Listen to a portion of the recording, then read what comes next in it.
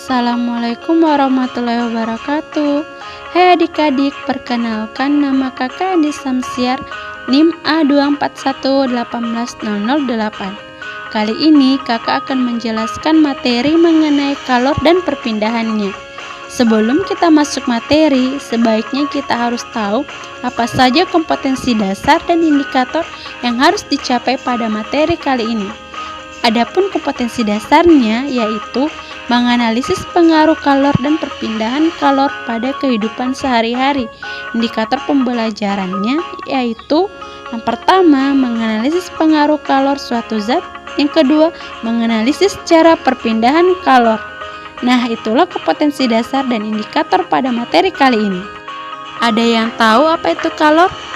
Nah, kalor adalah energi yang ditransfer dari satu benda ke benda yang lain karena adanya perbedaan temperatur. Secara matematis, kalor dirumuskan dalam persamaan Q sama dengan M dikali C dikali delta T, di mana M adalah massa zat, C adalah kalor jenis zat, dan delta T adalah perubahan suhu zat. Nah, sekarang sudah tahu kan apa itu kalor? Sekarang kita harus tahu apa saja perpindahan kalor itu. Nah, perpindahan kalor ada 3, yaitu konduksi, konveksi, dan radiasi. Konduksi atau disebut juga hantaran adalah perpindahan kalor melalui suatu zat perantara di mana partikel-partikel zatnya tidak ikut berpindah. Contoh perpindahan konduksi yang pertama, ketika mengaduk teh menggunakan sendok logam, maka lama-kelamaan sendok tersebut akan terasa panas. Yang kedua, ketika kita memasak, tutup panci akan panas saat digunakan untuk memasak. Kemampuan menghantarkan kalor secara konduksi berbeda-beda, tergantung zat padat yang digunakan.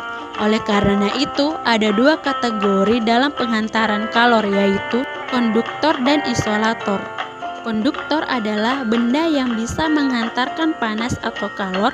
Isolator adalah benda yang tidak bisa menghantarkan panas atau kalor.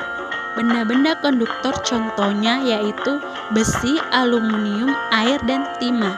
Benda-benda isolator contohnya yaitu kain, kayu, kertas, dan karet. Kedua, konveksi. Konveksi adalah perpindahan kalor yang melalui suatu perantara di mana partikel-partikel zat ikut berpindah. Konduksi terjadi pada zat cair dan zat gas. Contoh perpindahan konveksi ketika memanaskan air. Ketika kita memanaskan air, pada saat dipanaskan, massa jenis zat akan mengecil. Akibatnya, zat cair tersebut akan bergerak naik, sedangkan zat cair yang belum panas akan bergerak turun. Peristiwa ini akan terus berlangsung hingga semua air menjadi panas. Yang kedua, terjadinya angin darat dan angin laut.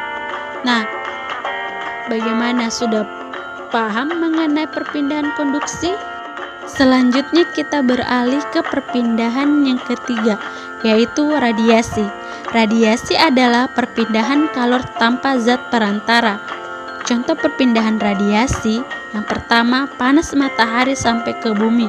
Kedua, tubuh terasa panas saat dekat api. Ketiga, pakaian menjadi kering ketika dijemur di bawah sinar matahari. Nah, itulah tadi materi terkait mengenai kalor dan perpindahannya. Semoga bermanfaat. Sekian dan terima kasih.